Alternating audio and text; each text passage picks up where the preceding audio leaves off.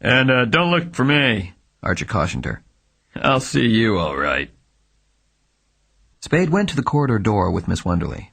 When he returned to his desk, Archer nodded at the $100 bills there, growled complacently. They're right enough. Picked one up, folded it, and tucked it into a vest pocket. And they had brothers in her bag. Spade pocketed the other bill before he sat down. Then he said, Well, don't dynamite her too much. What do you think of her? Sweet! And you telling me not to dynamite her? Archer guffawed suddenly without merriment. Maybe you saw her first, Sam, but I spoke first. He put his hands in his trousers pockets and teetered on his heels. You'll play hell with her, you will. Spade grinned wolfishly, showing the edges of teeth far back in his jaw. You've got brains, yes you have. He began to make a cigarette. Death in the fog. A telephone bell rang in darkness. When it had rung 3 times, bed springs creaked, fingers fumbled on wood, something small and hard thudded on a carpet floor. The springs creaked again, and a man's voice said, Hello? Yeah, speaking. Dad? Yes. 15 minutes. Thanks. A switch clicked, and a white bowl hung on 3 gilded chains from the ceiling center filled the room with light. Spade, barefooted in green and white checked pajamas, sat on the side of his bed. He scowled at the telephone on the table while his hands took from beside it a packet of brown papers and a sack of Bull Durham tobacco. Cold, steamy air blew in through 2 open windows, bringing with it 6 times a minute the Alcatraz foghorn's dull moaning. A tinny alarm clock insecurely mounted on a corner of Duke's Celebrated Criminal Cases of America, face down on the table, held its hands at 5 minutes past 2. Spade's thick fingers made a cigarette with deliberate care, sifting a measured quantity of tan flakes down into curved paper, spreading the flakes so that they lay equal at the ends with a slight depression in the middle, thumbs rolling the paper's inner edge down and up under the outer edges as forefingers pressed it over, thumbs and fingers sliding to the paper cylinder's ends to hold it even while tongue licked the flap, left forefinger and thumb pinching their end, while right forefinger and thumb smoothed the damp seam, right forefinger and thumb twisting their end and lifting the other to Spade's mouth. He picked up the pigskin and nickel lighter that had fallen to the floor, manipulated it, and with a cigarette burning in the corner of his mouth, stood up. He took off his pajamas. The smooth thickness of his arms, legs, and body, the sag of his big, rounded shoulders, made his body like a bear's. It was like a shaved bear's. His chest was hairless. His skin was childishly soft and pink. He scratched the back of his neck and began to dress. He put on a thin, white union suit, gray socks, black garters, and dark brown shoes. When he had fastened his shoes, he picked up the telephone, called Greystone 4500, and ordered a taxicab. Put on a green-striped white shirt, soft white collar, a green necktie, the gray suit he had worn that day, a loose tweed overcoat, and a dark gray hat. The street doorbell rang as he stuffed tobacco, keys, and money into his pockets. Where Bush Street roofed Stockton before slipping downhill to Chinatown, Spade paid his fare and left the taxicab. San Francisco's night fog, thin, clammy, and penetrant, blurred the street. A few yards from where Spade had dismissed the taxicab, a small group of men stood looking up an alley. 2 women stood with a man on the other side of Bush Street looking at the alley. There were faces at windows. Spade crossed the sidewalk between iron-railed hatchways that opened above bare, ugly stairs, went to the parapet, and resting his hands on the damp coping, looked down into Stockton Street. An automobile popped out of the tunnel beneath him with a roaring swish, as if it had been blown out, and ran away. Not far from the tunnel's mouth, a man was hunkered on his heels before a billboard that held advertisements of a moving picture and a gasoline across the front of a gap between 2 store buildings. The hunkered man's head was bent almost to the sidewalk so he could look under the billboard. A hand flat on the paving, a hand clenched on the billboard's green frame, held him in this grotesque position. Two other men stood awkwardly together at one end of the billboard, peeping through the few inches of space between it and the building at that end.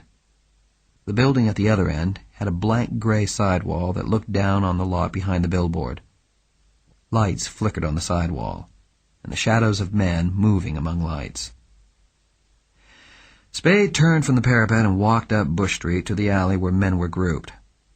A uniformed policeman chewing gum under an enameled sign that said Burritt Station in white against dark blue put out an arm and asked, "What do you want here?" "I'm Sam Spade. Tom Polhouse phoned me." "Oh, yeah, sure you are." The policeman's arm went down. "Yeah, I didn't know you at first. Well, they're back there." He jerked a thumb over his shoulder. "Bad business." "Yeah, bad enough," Spade agreed, and went up the alley. Halfway up it, not far from the entrance, a dark ambulance stood. Behind the ambulance, to the left, the alley was bounded by a waist-high fence, horizontal strips of rough boarding.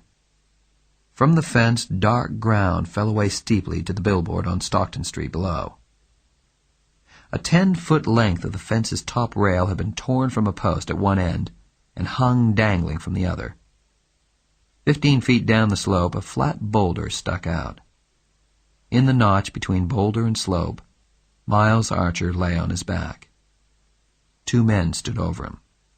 One of them held the beam of an electric torch on the dead man. Other men with lights moved up and down the slope. One of them hailed Spade. "Hello, Sam!" and clambered up to the alley, his shadow running up the slope before him. He was a barrel-bellied tall man with shrewd eyes, a thick mouth, and carelessly shaven dark jowls. His shoes, knees, hands, and chin were daubed with brown loam. "I figured you'd want to see it before we took him away," he said as he stepped over the broken fence. "Thanks, Tom," Spade said. "What happened?" He put an elbow on a fence post and looked down at the men below, nodding to those who nodded to him.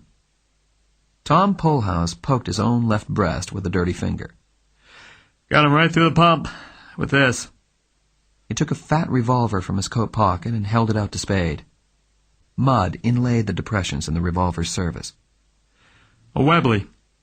English, ain't it?" Spade took his elbow from the fence post and leaned down to look at the weapon, but he did not touch it. "Yes," he said. "Webley Fosbury automatic revolver. That's it. 38, 8-shot. They don't make 'em anymore. How many gone out of it?" "One pill." Tom poked his breast again. He must have been dead when he cracked the fence." He raised the muddy revolver. "Ever seen this before?" Spade nodded. "I've seen Webley Fosbury's," he said without interest, and then spoke rapidly. "You shot up here, huh? Standing where you are with his back to the fence? The man that shot him stands here." He went around in front of Tom and raised a hand breast high with leveled forefinger. "Lets him have it, and Miles goes back, taking the top of the fence and going on through and down till the rock catches him. That it?" "That's it," Tom replied slowly, working his brows together. "The blast burned his coat." Who found him?" "The man on the beach, Schilling. He was coming down Bush, and just as he got here, a machine turning threw headlights up here, and he saw the top of the fence, so he came up to look at it and found him." "What about the machine that was turning around?" "Not a damn thing about it, Sam. Schilling didn't pay any attention to it, not knowing anything was wrong then. He says nobody didn't come out of here while he was coming down from Powell, or he'd have seen him.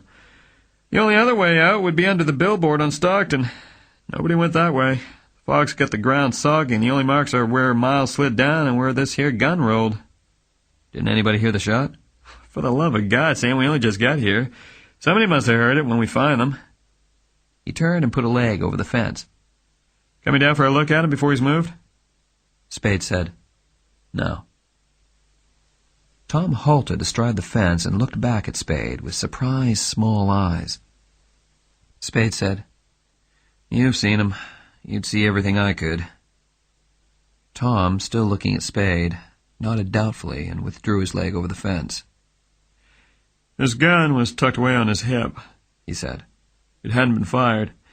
His overcoat was buttoned. There's $161 in his clothes.